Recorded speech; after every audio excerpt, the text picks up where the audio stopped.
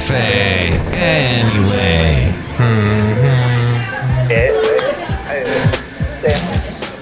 Mike's Daily Podcast. Welcome to you. It is episode 2587, 2587. Mike's Daily Podcast. Welcome to today's podcast somewhere in Podcastro Valley and the last place on earth. It's called Cafe Anyway, and it is full of mirth. We have people here that come every day to Cafe Anyway because it's Mike's Daily Podcast. That means it's an everyday thing, so we say, but I don't, yes, I get interrupted. Life interrupts me. Mike's Daily Podcast. How dare you, life? So I am happy to be here today to bring you a podcast Mike's in the wake of Daily interesting things Podcast. that happened recently, today. I won.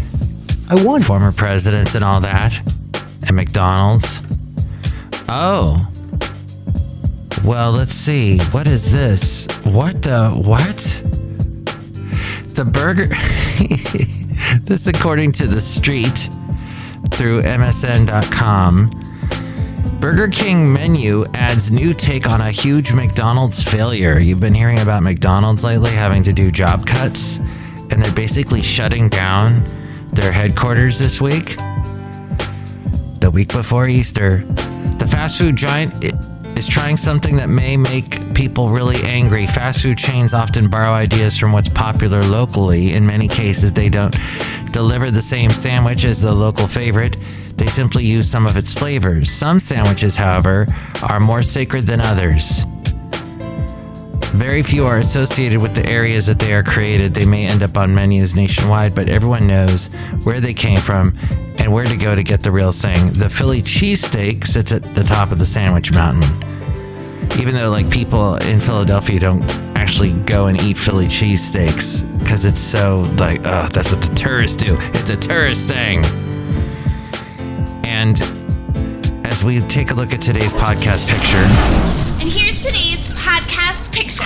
It's from the lovely town of Pleasanton, California. Something I took on Sunday as I was going on a little walk. And I think I was even listening to Mike's Daily Podcast and going, that's what I sound like. Odd. But you can see that picture at mikesdailypodcast.com. I just renewed for another year, even though my domain people are charging me an extra $2 every single year. I don't know what's going on with that, but I just renewed. So check it out so I can say I put my money to good use.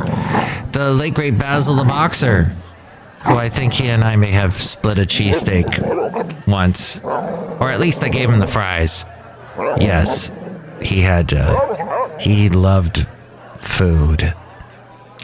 So I wonder how McDonald's or Burger King might compare if they added a cheesesteak. So far, only McDonald's has been bold enough to do that. Back in 2004, they offered its take on the Philly cheesesteak. Once you have passed beyond the limits, it didn't go well. Of normal. Magnification.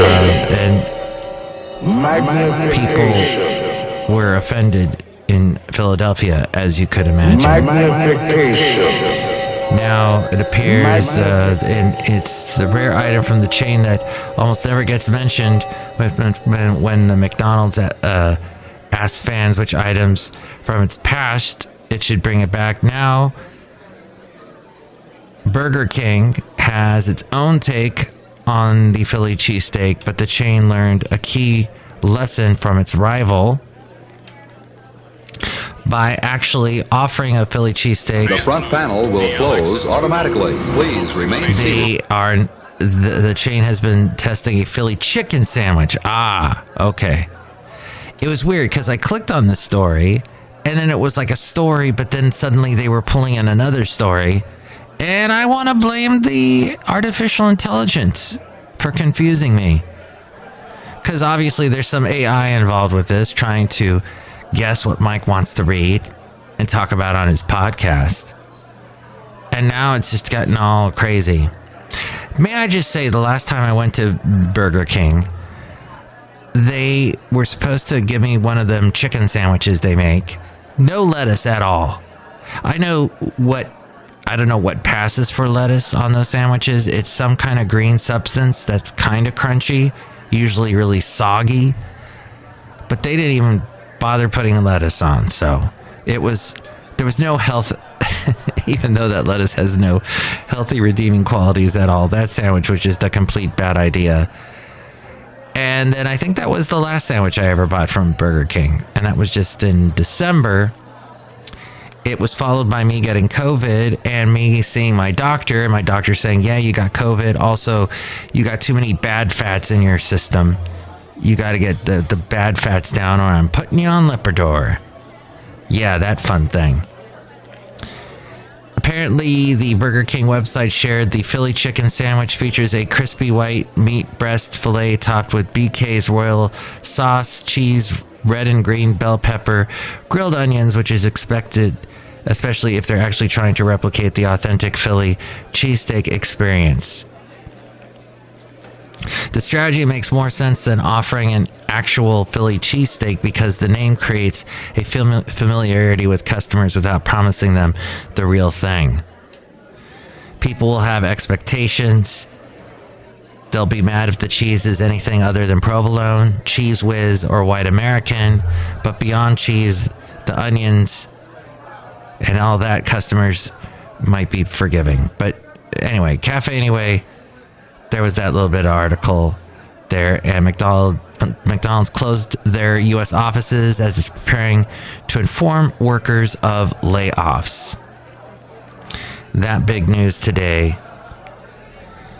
And there has also been a big push to get automakers to make sure that they are putting AM radios in their automobiles. We talked about that a little bit, about how, yes, AM radio is getting neglected. AM radios are, for some reason, a lot of companies are deciding not to include them in their new cars. As we go outside a Cafe Anyway, where we bring you Mike's Daily Podcast somewhere in Podcastro Valley, the last place on earth. Oh, and I got the wonderful cat, Rocky the cat, joining us on my lap here.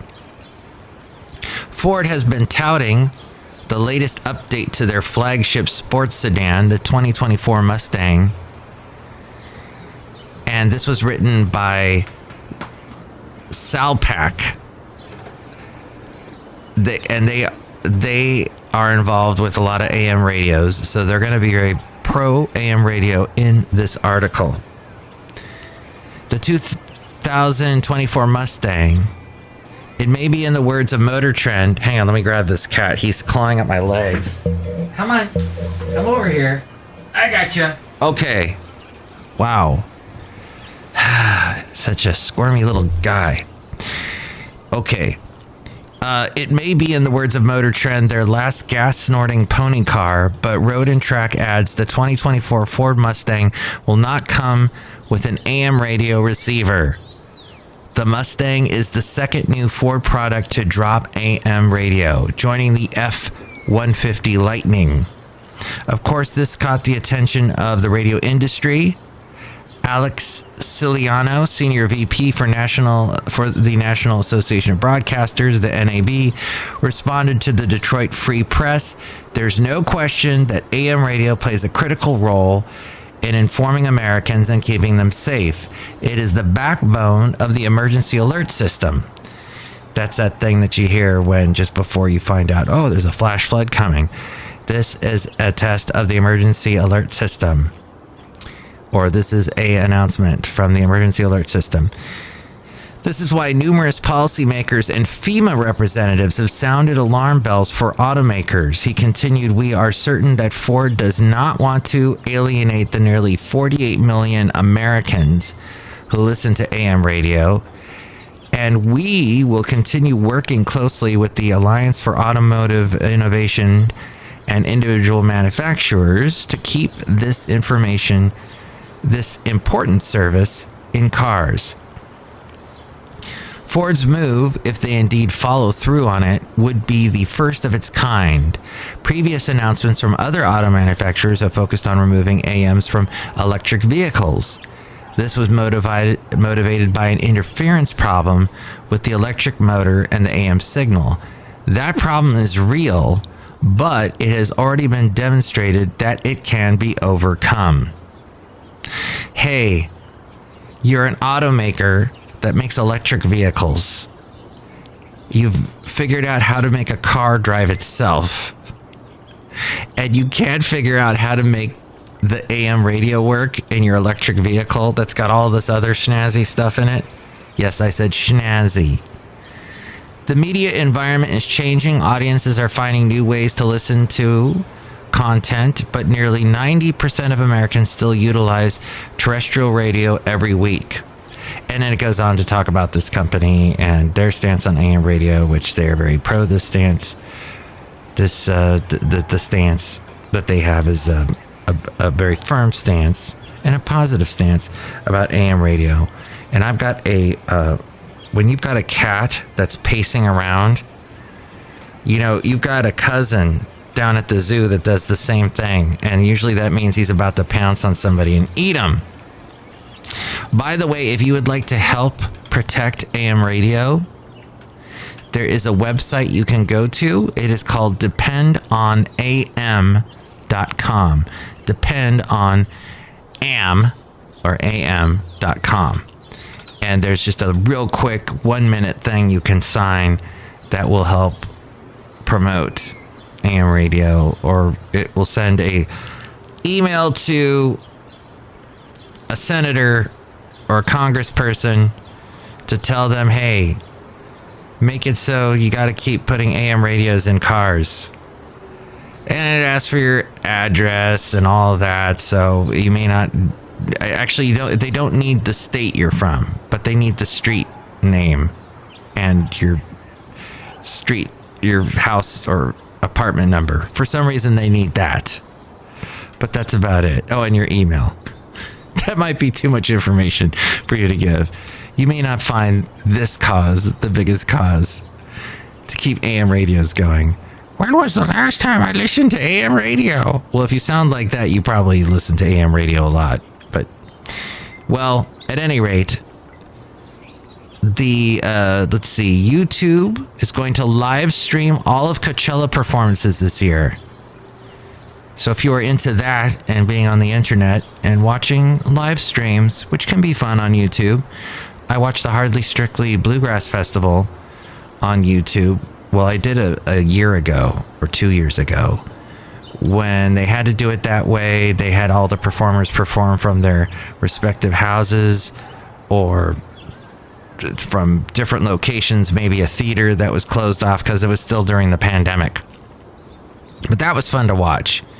And it sounded good. It can sound really good through if you have your stereo system all set up and you got your streaming going through. Maybe you've got that app. Some cable companies like Xfinity, they've got their own thing called Flex because they like the letter X and everything. And that can be stereo quality sounding. Can watch YouTube videos that way. It's just terrible to watch a travel vlogger on that type of system because you're watching it on a big flat screen and they're shaking the camera because they're just some kid that's walking around with a tiny camera. And, I get the motion sickness. Seriously. Speaking of YouTube, a YouTuber was making a prank video in a Virginia mall. He said the prankee took it badly and shot him. YouTubers, whenever I see the word YouTuber in any news story, it's usually followed by they committed suicide, they were killed by their boyfriend, very rarely do I hear something, it's that, and usually they're a millionaire or a zillionaire. But then there's all this negative stuff happening as well. NASA has revealed the names of the crew that are going to fly around the moon as part of the space agency's historic Artemis 2 mission. I have been hearing about the Artemis 2 mission for decades now. When I lived in Huntsville, Alabama, I believe almost 2 decades ago, I went to the Space Museum there, the Space Center they got, and they had a theater set up solely for the purpose of showing you all about the Artemis. Artemis was Apollo's sister in Greek mythology. So this program has been thought about for years and years, and now apparently stuff is starting to happen. Some Americans ask, why do we spend millions and millions of dollars going to the moon? Well, the reason they give is because technology is made in order to do these massive projects. Technology is created, which then gets trickled down to us eventually. Such things have included the cell phone camera. Yes, but the pictures that I take and put on my podcast picture on my website, Mike's Daily Podcast. What's my show called? Mike'sDailyPodcast.com, because it's a podcast and it's daily and my name's Mike. The cell phone camera has its roots back to the wonderful, one of the missions that happened that NASA did. Also, the dust buster, that little vacuum cleaner to suck up that dust or whatever you spilt. Maybe you spilt a bunch of rice in the kitchen. That's happened. Use the dust buster. That was created by NASA. They needed a small vacuum cleaner. Memory foam, that's a famous thing that came from NASA that we still use today. Very important. Everybody needs that. Ear thermometers. Yes, if you were in NASA, they needed a way to take your temperature and use your ear only. So now that apparently is something that we all use. Or maybe, I don't know. Nowadays, they use more of the thermometer that they shoot at your forehead. But as well as scratch resistance lenses, freeze-dried food, of course, Tang. Artificial limbs has their roots in NASA. Cordless power tools, any cordless power tool you have, they developed that first for a NASA mission. Also solar cells, and they're using them all the time in space. And roadway safety grooves. I don't know how on earth that could have happened from NASA, because they aren't using where we're going. There are no roads. So how on that connection happened, I'm not sure. And also the pumps that they use in your heart, cardiac pumps to keep you alive. Yes, that can be traced back to NASA. Or so says NASA. But there we go. And also the NCAA championship was a win for women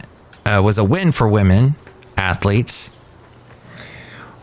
Women's sports receive less recognition and pay than their male counterparts. Men's sports have a higher quality coverage and commentary, larger production values, and more fans. But a shift is happening.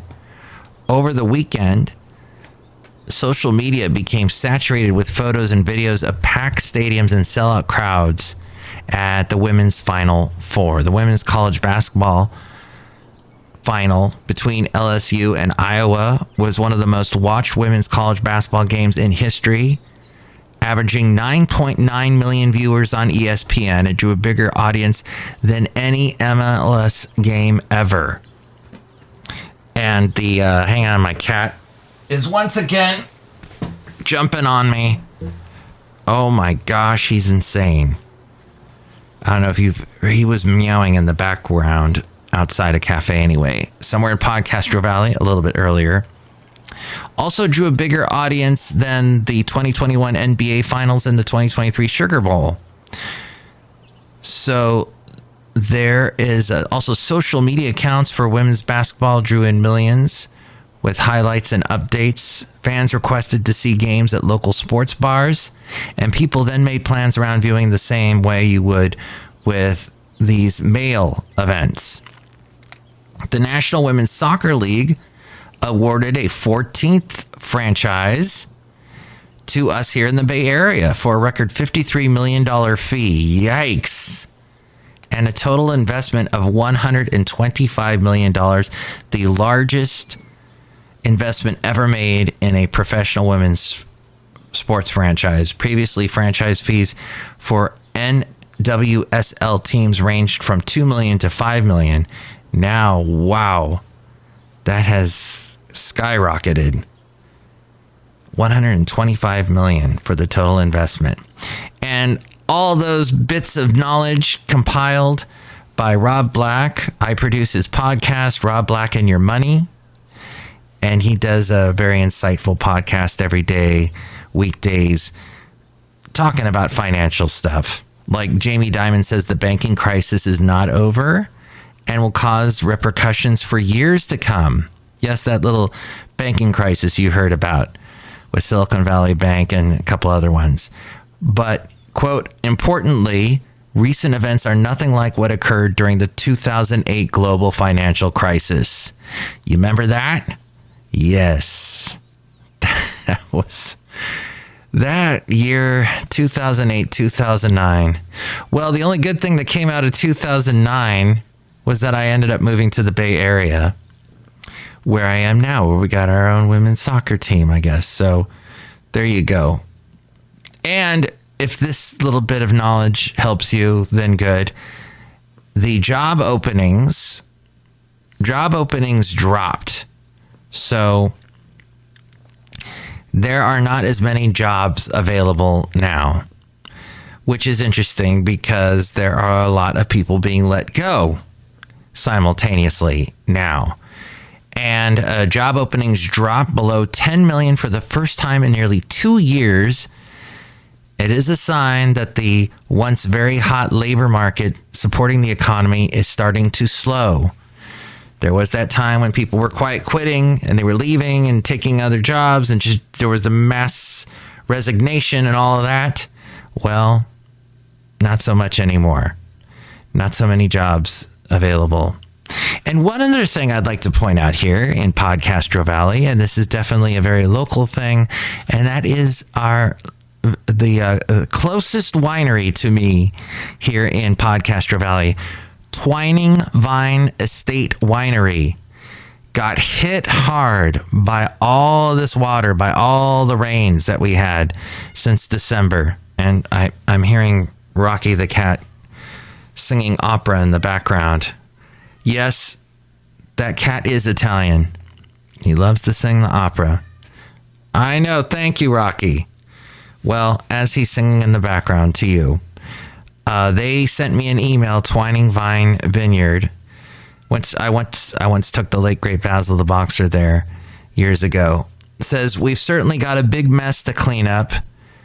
Not that we didn't want or need the rain, but not all at once. Due to severe flooding, we are unable to open for wine tasting at this time. Weather permitting, we plan to reopen in May. And they will, if you go to their website, twiningvine.com, they'll still sell you wine. But yeah, just to show that it's hit all over. The cat is definitely meowing in the background, or mewing. Isn't that what the French say, or the Italians, or somebody says mewing? Someone in Europe. The cat was mewing. MEWING. All right, outside a cafe anyway, somewhere in Podcastro Valley. Look who's here. It's exciting. And the last podcast picture did feature me, but not with Rocky the cat. Patches the cat, who is the stray cat. Rocky's the one that stays in the house and gets very demanding and sings opera. Look who's here. Hello, Mike Matthews. It's Chely Shoehart, gift shop supervisor. I have another snow globe that's got a bunch of cats in it, Mike Matthews. Oh, that's awesome. Yes, cats and snow globes, that's going to be a thing. That'll sell really well. Or if you're going to take a tip from Portlandia, and a shout out to everybody in Portland, that would be, you should put a bird on the snow globe. Mike Matthews, that's stupid. Well, it's an idea that you could take or leave. I'm not pushing it on you. Look who else is here. Hello, Mike, this is Floyd the Floorman. And this is John Deere, the engineer. Mike, what's that sound I keep hearing? It's like an earthquake. Well, yes, we have been having earthquakes in the Bay Area. Actually, one hit down somewhere near Salinas today. But no, that's, maybe that is that. Or maybe it's the Cats opera. You know, operas are very dramatic and all kinds of stuff is happening on the stage. And thusly, that's happening here on the podcast as well. Fantastic, Mike. I love opera. Mm-hmm. Mike Matthews, can you sing opera? Figaro.